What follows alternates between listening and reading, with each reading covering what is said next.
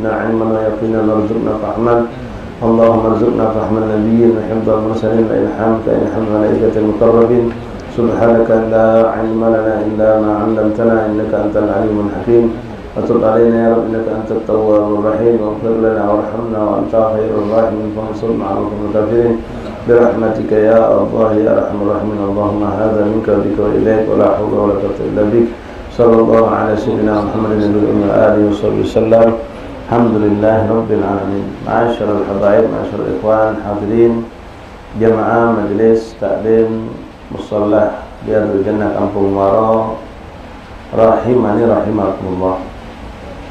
Assalamualaikum warahmatullahi wabarakatuh. Alhamdulillah, thumma alhamdulillah, thumma alhamdulillah, lakal hamdu syukra ya Rabbana, lakal hamdu syukra ya Karim. Bersyukur kepada Allah Subhanahu wa taala yang kembali memilih kita, memberikan kita kemampuan, lalu mengumpulkan kita, dan dengan perkumpulan ini Allah memuliakan kita dan memberkahi hidup kita, memberkahi keluarga kita, memberkahi urusan dunia dan akhirat kita insya Allah taala. Alhamdulillah dengan izin Allah, walaupun kita sama-sama merasakan saat ini kita berada di diguyur hujan, bahkan sebagian ikhwan sampai ke tempat dalam keadaan basah kuyup.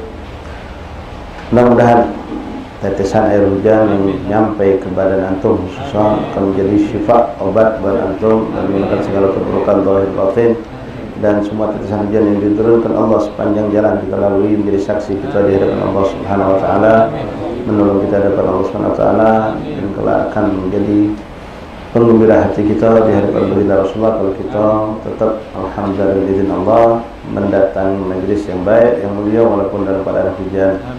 Dan dalam hati kita selamat, tidak ada riya, tidak ada sum'atan, tidak ada minta dijenguk, tidak minta dinilai, tidak minta dipuji oleh manusia, tapi cukuplah Allah menjadi saksi dan air hujan yang turun menjadi saksi kita di depan Allah Subhanahu wa taala. Dan kita berharap selalu mudah-mudahan dimanapun tempat, terkhusus di kota kita Palembang, hujan ini benar-benar mendatangkan nikmat, tidak mendatangkan suatu keburukan. Allahumma sayyib na sayyib nafi'an. Ya Allah, turunkanlah hujan dengan turunnya hujan yang membawa manfaat. Nah, kita saksikan sekarang, Masya Allah, tabarakallah, di belahan bumi banyak sekali, termasuk di negeri kita sendiri, di Sumatera ini sendiri, begitu banyak sekarang bencana alam yang terjadi. Di antaranya disebabkan adanya hujan. Baru selang beberapa minggu atau mungkin tidak nyampe setengah bulan lepas dari panas terik, lalu turunlah hujan, langsung datang musim hujan. Sebagian daerah di negeri kita ini, bahkan kita pantau di luar pun banyak langsung mengalami yang namanya banjir, sebagian juga longsor. Subhanallah, alhamdulillah di sini insya Allah aman-aman baik. Mungkin ada juga sebagian kita kebanjiran namanya, tapi yang tidak seperti yang dirasakan oleh saudara-saudara kita yang ada di sana. Mudah-mudahan memberikan keikhlasan, kesabaran untuk kita dan mereka semua dalam menghadapi cobaan yang Allah berikan ini. Dan mudah-mudahan Allah jadikan negeri ini kembali subur, makmur, dan hati kita pun disuburkan Allah dengan hadirnya kita di majelis-majelis yang seperti ini insyaallah ta'ala. Wa rahimahullah, hati yang keras na'udzubillah, itulah hati yang na'udzubillah tidak mendapatkan pandangan dari sisi Allah. Hati yang tidak bisa membedakan antara yang hak dengan yang batil. Hati yang jauh dari cucuran rahmat Allah. Hati yang sulit untuk menerima nasihat. Telah dikatakan galbun mayyit, yang mati hatinya. Hati itu mati keras karena banyaknya dosa dan maksiat, dan juga faktor lainnya adanya na'udzubillah makanan haram, minuman haram yang masuk ke tubuh kita. Itu menjadikan salah satu faktor hati menjadi keras. Maksiat mata itu termasuk salah satu yang dengan hadis Rasulullah SAW mengingat kita untuk melindungi mata kita dari maksiat. Rasul mengatakan nadhar bisyahwa siham min siham iblis la'natullah. Pandangan memandang sesuatu yang diharapkan Allah, pandangan syahwat, itu adalah bentuk panah, bagikan panah yang dilemparkan oleh iblis. Satu pandangan akan menancap di hati seseorang, akan menjadikan hati itu terluka dan buruk. Kalau berulang-ulang itu terjadi, maka akan menjadikan hati itu mati, lalu menjadi membusuk atau bisa juga dikatakan menjadi keras. Nah, untuk menghidupkan hati yang mati ini, Allah dan Rasul telah mengajari kita sebagaimana tanah yang keras, tandus, tanah yang keras yang tandus itu untuk dijadikan biar subur, biar bisa ditanami, ya dia harus disirami. Jadi sekarang kita saksikan sendiri begitu berjalan mungkin sekitar 2 minggu musim hujan, di sana sini rumput tumbuh dengan segernya, pohon-pohon juga tumbuh dengan segar, dengan suburnya. Nah, dengan siraman air inilah tanah akan menjadi subur. Demikian juga ikhwanahumullah, hati yang keras akan menjadi lembut, bahkan subur ditanami dengan makrifat, dengan ilmu, dengan apa? Dengan kita menyiraminya dengan tetesan air mata. Itu paling utama. Hati yang keras itu biasanya dimiliki oleh orang yang banyak maksiat, berbuat dosa. Dengan nasihat lewat baik, orang susah biasa baik, tidak terenyuh hatinya. Bahkan dia tidak ada rasa rahmah terhadap apa yang disaksikan, seperti yang terjadi di Palestina, bencana alam di mana-mana, biasa-biasa baik. Bahkan dia tidak lagi mampu membedakan yang halal sama yang haram. Dia tidak bisa membedakan yang baik dengan yang buruk. Menerima nasihat tidak senang, sulit. Tapi kalau untuk sesuatu yang buruk cepat. Ini orang-orang yang dikatakan Allah SWT, yaitu yang hatinya sudah mati. Nah, untuk menyiram itu kita siram dengan tetesan air mata. Orang yang banyak menyesal, taubat, maka hatinya akan dilembutkan Allah. Ketika hati itu sudah lembut, disiram dengan tetesan air mata, maka akan bisa tumbuhlah ma'rifat di situ. Ilmu akan menyerap, akan tumbuh dengan amal. Ma'rifat kita, tauhid kita, pengenalan kita kepada Allah akan tumbuh di hati kita dan akan bertambah cinta kita kepada Allah. Ma'rifat kita kepada Rasul pun akan tumbuh di hati yang lembut tadi. Yang disirami dengan air mata akan tumbuh sehingga muncullah cinta kita kepada baginda Rasulullah SAW. Dan di samping air mata taubat yang menyuburkan hati kita adalah kita isi dengan kita sering membaca Al-Quran, tilawatil Quran, zikir. Itu yang akan melembutkan hati, akan menjadikan hati ini lunak dan lembut dengan apa? Dengan zikrullah. Min a'dhamiha tilawatul Quran. Di antara yang paling afdal berzikrullah itu adalah membaca Al-Quran. Kemudian yang paling afdal itu adalah dengan kita memperbanyak shalawat kepada baginda Rasulullah SAW. Itu yang akan juga cepat melembutkan hati kita, bahkan menyuburkan hati kita. Kemudian yang ketiga adalah istighfar, minta ampun sama Allah. Perbanyak 3 amalan ini ikhwan: tilawatul Quran, istighfar, dan salawat kepada baginda Rasulullah. Jadikan nasihat diri kami untuk diri kami kita semua, jadikan 3 perkara ini tidak lepas dari kehidupan kita dalam sehari-hari kita. Antum boleh nak banyakkan amalan yang lain, silakan. Tapi 3 perkara ini jangan sampai kita tinggalkan, karena Nabi Muhammad SAW sangat menganjurkan ya Al-Quran, jangan sampai kita tidak baca. Apalagi kalau kita sadari benar, ya Allah, di rumah aku tidak ada yang baca Quran, bini aku tidak baca, anak aku masih kecil-kecil, aku pun tidak baca Quran. Jadi dari mana rahmat Allah nak turun itu? Dari mana keberkahan itu akan diberikan oleh Allah? Setelah kadang-kadang kita dapatkan rumah kita terkesan panas. Bukan panas yang panas karena tidak berkipas seperti angin, AC itu, kipas angin itu, tapi suasana hati kita panas, pikiran kita panas, cepat emosi, cepat marah, cepat singgung, gawaan sumpah, gawaan runyam. Padahal rumah kita dewek, ya, kadang-kadang sampai kita nyari tempat tahan keluar dari rumah untuk mencari ketenangan. Padahal sebenarnya rumah itulah tempat kita mencari ketenangan. Ada itu rumah kita tidak dibaca Al-Quran. Apalagi maaf, kehidupan rumah tangga kita dari melek mata sampai tidur lagi kita ya bini kita, apa kata dunia baik, tidak diselingi dengan sholat berjamaah, sholat duha, sholat witir, tilawat Al-Quran, zikir. Ya sudah, itulah yang terasa kan. Ya. Tidak ada ketenangan, tidak ada kenikmatan. Nah, kita tanamkan ikhwan pada kita kalau baca 3 perkara ini jangan sempat pas setelah melaksanakan yang wajib. Tilawatil Quran, baca walaupun tidak sempat sejuz sehari, ya setengah juz, 3 juz, 4 juz jadilah. Cuma jangan di bawah 4 juz, terlalu dikit bagi orang yang lancar baca Quran. Terus salawat kepada baginda Rasulullah. Kalau baca ya jangan paling dikit 300 lebih ke, ya tidak effort salawat. Jangan perlu yang melampau, yang panjang-panjang. yang sederhana, yang pendek, jadilah baca kita tembus 1000 sehari atau lebih. Kemudian istighfar, minta ampun sama Allah. Ma'asyiral ahbab rahimakumullah, hati-hati. Salah satu faktor utama kita bisa bilang tadi, masalah makanan halal dan haram. Ini sangat berpengaruh dalam kehidupan kita dunia dan akhirat.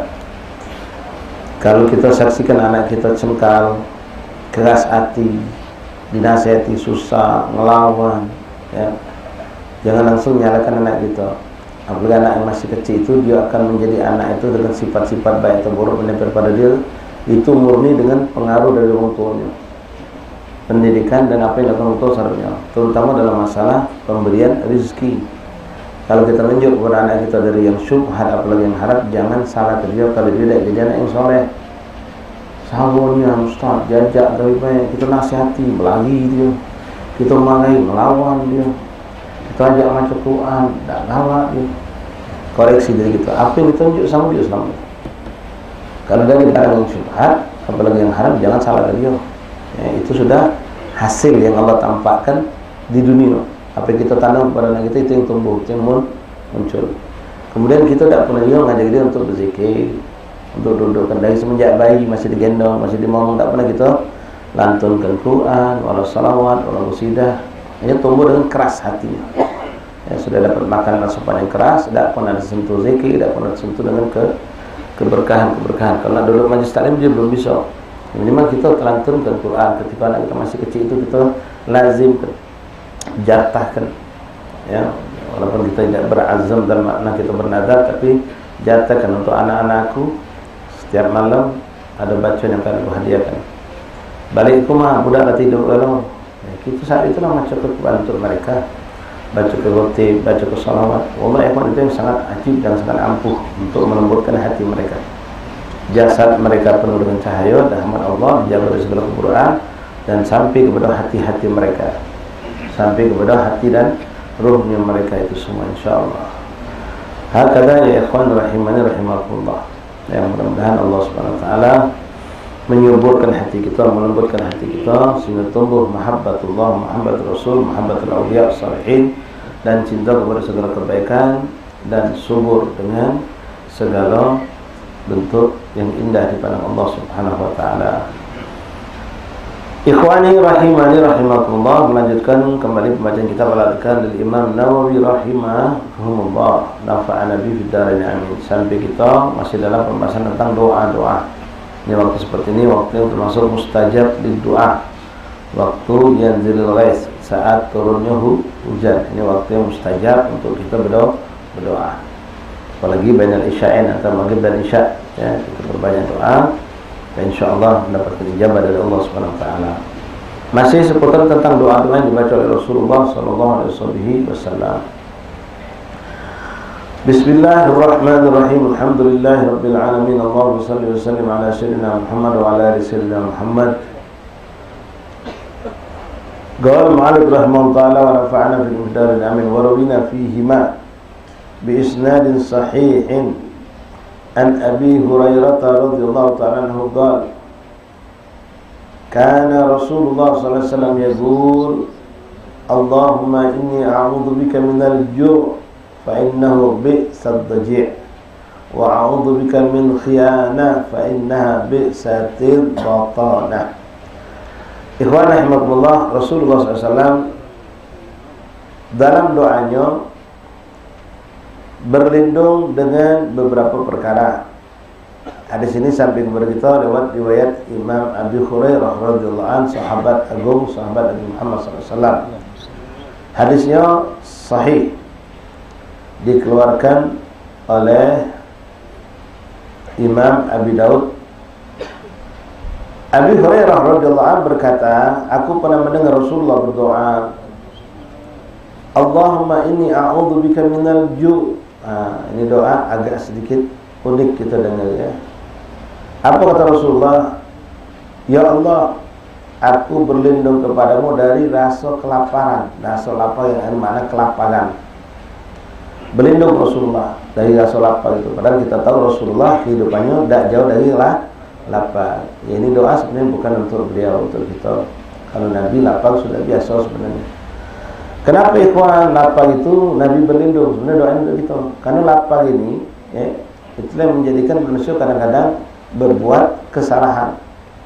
Berapa banyak uang yang ketika ditangkap ketahuan maling, mencuri, menipu dan seterusnya, ujung-ujungnya urusan perut. Sebab entah diri dia, entah untuk anak bininya. Kadang-kadang subhanallah kita saksikan, ini bukan cerita modus, bukan cerita tipu muslihat, tapi memang kenyataan ada orang tahan berani untuk menipu, merampas, merampok, bahkan sampai lebih dari situ, atau dia mencuri demi anak bininya yang sedang kelaparan, takut anaknya tidak dapat makan sambil dia makan. Untuk pribadinya dia mungkin pacak nahan diri, tapi untuk yang lain dia berani berbuat seperti itu.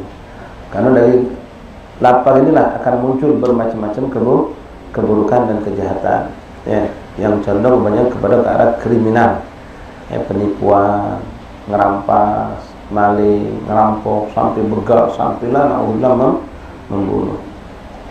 Memang ada orang-orang yang berbuat hal seperti itu bukan karena faktor lapar, tapi ini yang banyak dialami oleh manusia. Dan karena lapar ini juga, na'udzubillah, Rasulullah SAW pernah mengatakan, iman itu bisa terjual. Iman bisa terjual karena kelaparan ini. Istilah kita di negeri ini kan sering kita dengar, iman dijual dengan sedus Indomie. Kenapa? Urusannya lah lapar. Ini urusannya sudah babnya bab perut. Kalau bab perut ini bisa jadi macan, kucing bisa jadi macan. Nah, begitupun masalah keimanan bisa terbuang, bisa terjual gara-gara lapar ini. Nah, kalau Rasulullah SAW berlindung kepada Allah, kelaparan yang mendatangkan mudarat. Kalau lapar memang itu suatu sifat yang tidak lepas dari Rasulullah. Bahkan kita pun dianjurkan untuk tidak makan kecuali setelah lapar. Makna di sini kelaparan, lapar yang menimbulkan keburukan akibatnya. Keburukan bukan kelaparan gara-gara lapar mati, bukan. Nabi tidak khawatir dengan itu. Kalau ada kelaparan sampai meninggal, bisa masuk kategori orang meninggal syahid fisabilillah. Kalau memang kelaparan yang dekat yang membantu, kata yang nolong, seperti yang terjadi sebagian di belahan bumi Allah Subhanahu wa ta'ala.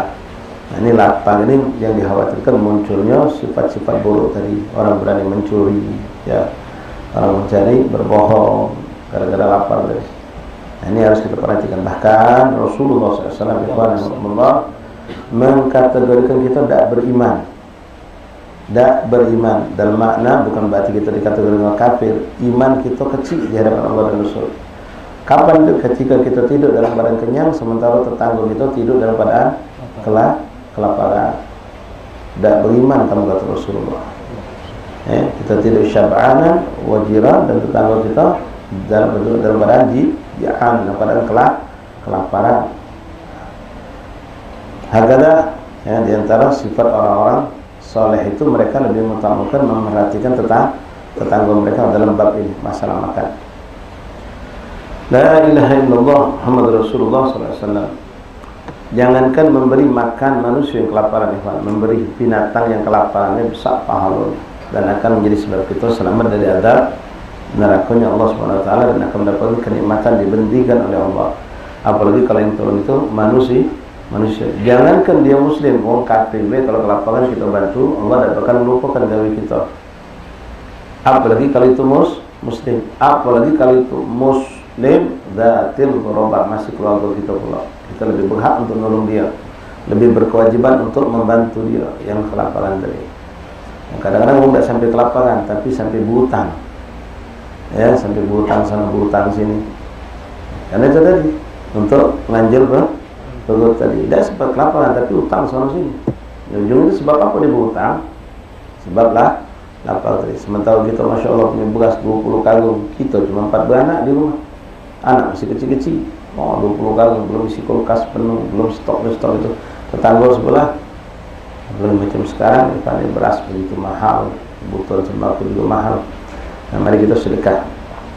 Makanya Rasulullah SAW juga kita berbagi makanan, termasuk yang diajarkan Rasulullah SAW ketika beliau berhijrah ke kota Madinah.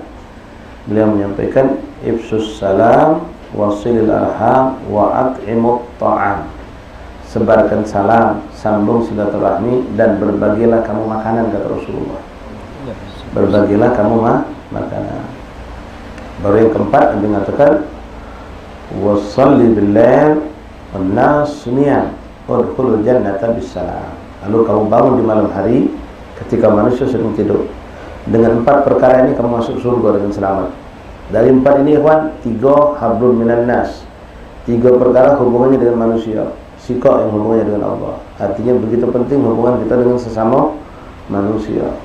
Kadang-kadang maaf ikhwan, kita ini banyak perhatian benar nunjuk kucing makan, nunjuk iwak makan, tahan beli pelet yang mahal. Sementara tetangga kita ada yang kelaparan. Manusia muslim, tetangga, bahkan masih hubungan keluarga dengan kita lagi menunjukkan menunjuk makanan iwak, beli pelet mahal-mahal, menunjuk makanan kucing, beli pasir, beli wah, sebulan kadang sampai banyak ke ratusan ribu untuk ngurusi kucing baik. Ya, sakit kalau ke dokter, ya Allah, sampai macam zaman dulu tak kata saya itu. Yang sekarang ini subhanallah. Boleh silakan. Yang kalau memang kita melindungi, menyayangi kucing tadi. Ya, tapi sekarang kalau sampai kita mengurusi binatang seperti itu, sementara ada keluarga kita kelaparan, tetangga kita kelaparan, wah yang besar itu tuntutan di hadapan Allah Subhanahu wa taala. Ma'asyal ahbab rahimahullah. Lalu yang kedua, Nabi sallallahu alaihi wasallam berlindung. Di sini dengan kenapa Nabi mengatakan Allahumma inni a'udzubika minal ju' fa innahu bi'sad daji'. Karena kelaparan itu bisa menimbulkan perkara-perkara yang buruk. Itulah tadi seperti kita gambarkan, orang berani berbohong, berani berdusta, orang berani berbuat jahat, kriminal, menipu, merampas, begal, sampai membunuh karena kelaparan tadi. Lalu Nabi SAW berlindung lagi, Allahumma inni a'udzubika minal khiyanah, dan aku berlindung padamu daripada sifat khianat. Fa inna bi'satil batanah, karena itu akan menimbulkan kebencian atau dendam. Daripada kalau orang berkhianat sama kita, wah itu paling kita sakit hati. Ya, kalau orang khianat, apalagi selama kita percaya sama dia, kita lepaskan kalau sama dia, atau orang itu berkhianat. Na'udzubillah, tsumma na'udzubillah. Warwina fi kitab Tirmidzi an Ali bin Abi Thalib karramallahu wajhahu radhiyallahu anhu anna mukataban ja'ahu. Nah, sini ikhwan amalan untuk mungkin ada di antara kita selama ini sedang menghadapi kesulitan melunasi hutang. Ini ada amalan dari Rasulullah banyak sebetulnya, di antara yang akan kita baca malam hari ini. Ada seorang hamba sahaya mukataban. Jadi jenis-jenis hamba saya itu ada yang namanya mukatabah. Mukatabah itu ada perjanjian dia sama majikannya. Majikannya ngomong, ya fulan, kau bakal kubebaskan kalau kau mampu nebus diri kau dengan jumlah sekian duit. Kau kubebaskan, tapi dengan kau memberikan aku uang dengan sejumlah sekian. Misalnya 100 dirham. 100 dirham. Ini namanya mukatabah. Selagi dia belum pacak melunasi, dia tetap jadi hamba sahaya. Kalau dia pacak melunasi, maka dia akan bebas, akan dibebaskan. Nah, termasuk orang seperti ini ikhwan mustahik liz zakat. Cuma nak katik zaman kita sekarang ini belum ada, ya. Antum kalau tahu di situ kan ada samani asnaf, ada 8 kelompok orang-orang yang berhak menerima zakat. Di antara di situ disebutkan adalah hamba sahaya. Ya, termasuk hamba sahaya bagaimana? Hamba sahaya yang seperti ini, mukatabah. Artinya dia ada perjanjian sama majikannya, sama tuannya untuk dibebaskan kalau dia mampu membayar dengan jumlah sekian. Nah, ini perlu kita bantu biar cepat bebas dari perhambaan, dari hamba saya. Di antaranya dengan kalau kita ada duit, dibantu dengan duit. Tidak kata duit biasa, duit zakat pun boleh untuk diberikan kepada orang seperti ini. Nah, ada seorang dengan status seperti itu datang kepada Rasulullah SAW. Ja'ahu faqala anna mukataban, sungguh ada seorang hamba saya mukatib namanya, mukataban. Ja'ahu datang kepada baginda Rasulullah SAW. Inni ajaztu an kitabati fa'inni. Oh, beliau ini datang kepada Imam Ali bin Abi Thalib. Datang kepada Imam Ali bin Abi Thalib, mengeluh, wahai Ali, katanya, aku ini dalam keadaan sekarang ini tidak mampu, tidak punya kemampuan, lemah, tidak mampu untuk melunasi hutang, katakanlah terhitung sebagai hutang aku sebagai hamba sahaya yang mukatabah dari perjanjian. Aku tidak mampu sudah. Jadi dia sudah putus asa, mungkin tidak pacak jadi orang merdeka. Sudah tidak pacak jadi orang merdeka karena tuntutan dari majikan sekian, dia tidak mampu untuk mendatangkan duit tersebut. Ini tolong aku, katanya. Dia minta bantuan kepada Imam Ali bin Abi Thalib untuk membantunya. Lalu Imam Ali bin Abi Thalib mengajarkan amalan kepada hamba ini. Ala u'allimuka kalimatin 'allamanihinna Rasulullah sallallahu alaihi wasallam. Wahai saudaraku, kata Imam Ali, galak tak kau ajar ke doa, kalimat-kalimat zikir doa yang aku pernah diajarkan oleh Rasulullah. Alaika misl jabal dainan adahu angka. Maka Imam Ali mengatakan, lau kana alaika misl jabal sibir dainan adahu angka. Dengan zikir ini, kata Imam Ali, seandainya kau punya utang seperti gunung Sibir, nama gunung di gunung Sibir, terletak antara Yaman dengan dengan Syria, antara Oman dengan Syria. Itu satu gunung yang cukup besar, Gunung Sibir namanya. Seandainya engkau punya hutang sebesar gunung Sibir itu, maka dengan zikir ini kau bakal dilunaskan oleh Allah. Kau bakal diberikan Allah kemampuan untuk melunasi hutang. Dari mana Allah yang atur. Boleh jadi Allah bukakan kita pekerjaan, boleh jadi ada orang yang iba, boleh jadi ada kejadian apalah mendatangi kita dapat rezeki min Allah subhanahu min haitsu la nahtasib. Maka sahabat ini mengatakan, iya aku galak, apalagi itu datang dari Rasulullah. Kul, katakan. Ini doa tidak asing sebenarnya buat kita. Ya. Allahumma kfini bihalalika an haramik wa ghnini bifadlika amman siwa. Mirip doa yang kita baca di hari Jumat. Allahumma kfini, ya Allah cukupkanlah aku bihalalika, dengan rizki yang halal, an haramik, daripada rizki yang haram. Artinya Allah cukupkan aku dengan yang halal sehingga aku tidak perlu lagi tersentuh dengan yang haram. Warnini bifadlika, dan kayakan aku dengan pemberian darimu ya Allah, amman siwa, sehingga aku tidak butuh berharap dengan selain engkau ya Allah. Nah, ini doa dua kalimat. Allahumma kfini bihalalika an haramika waghnini bifadlika amman siwa. Allahumma kfini bihalalika an haramika waghnini bifadlika amman siwa. Apal ke catat ya.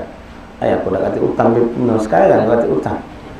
Minimal pacak berbagi dengan yang punya utang. Kejadian Imam Ali kan ada orang datang kepada ente, lo pacak berasan tak? Tak berasan. Cuma kalau sahabat beda dengan sekarang. Kalau kita ngomong galak, aku ajar amalan aku minta duit jadi. Ya, kalau sahabat apalagi dibawa nama Rasulullah, senang dia. Kalau sekarang kita tunjuk jalan solusi dah galak, tunjuk pancing dah galak, minta langsung iwak. Ya. Nah, kita apalkan kalau bisa, ya pendek. Kalau biasa Jumat kan ada doa kan, Allahumma ya Ghani ya Hamid ya Mudi ya Mu'id ya Rahim ya Wadud, aghnina bihalalika an haramik wa bi ta'atika an ma'siyatik wa bi fadlika amman siwa. Mirip doa ini, bahkan ini lebih singkat.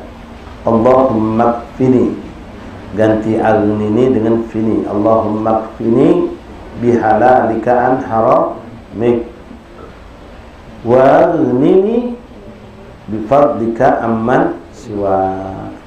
Ya.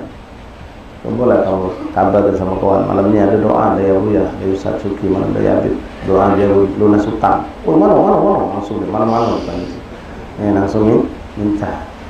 Kalau sudah urusan UUD itu memang kalau udah ujung-ujungnya duit tuh semangat kalau amalan cepat kayo, semangat kalau gitu. Apalagi amalannya singkat seperti ini. Tapi Ikhwan, nah untuk membantu apa yang kita hajatkan ini itu kita berusaha. Ya, bukan cuma mengandalkan doa ya, tapi kita berusaha kita dibukakan Allah pintu. Ya, bukakan Allah pintu, tiba-tiba ada ngajak kita begawi mungkin ya, atau ada membutuhkan tenaga kita, skill kita yang selama ini terpendam akhirnya pacak dipakai gawi, muncullah sumber rezeki satu, atau ada orang kedua nyingok kita pacak gawi itu, masa puluh yang kedua ngajak kita gawi lagi.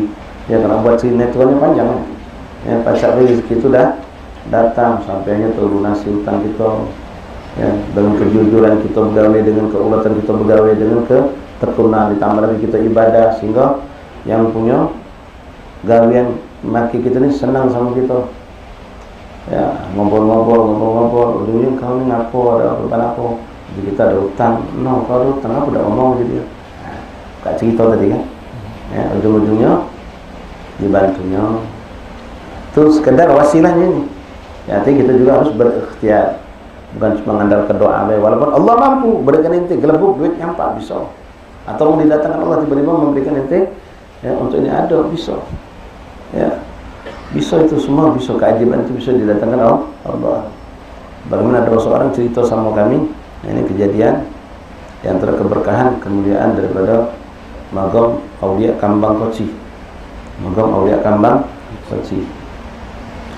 Ada si kawan nak menikah, menikahnya pun dadakan. Dia ni disuruh guru untuk cepat menikah. Gurunya tak pacak ditolak. Guru Masya Allah.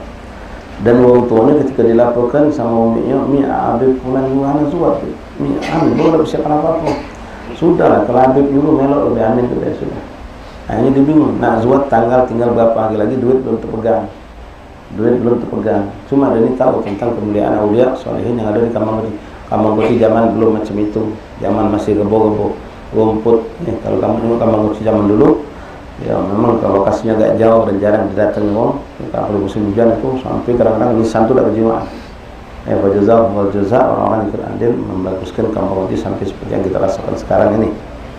Jadi beliau datang bersama tawasul, ziarah, berdoa, tawasul kepada Allah. Dan dia punya keyakinan sekuat-kuat keyakinan itu. Kalau hajat dia pasti diijabah oleh Allah. Balik rumah dia duduk.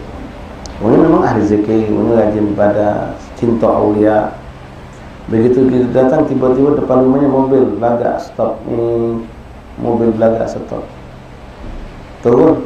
Yang turun siapa? Koko. Hah?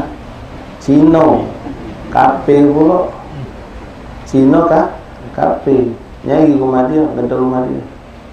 Pas dibuka pintu, ngapu, ini rumah aku lah, aku ni waktu, no kau ni, nah aku disuruh ngantar ini untuk kau, Allah buat duit Iwan, setas,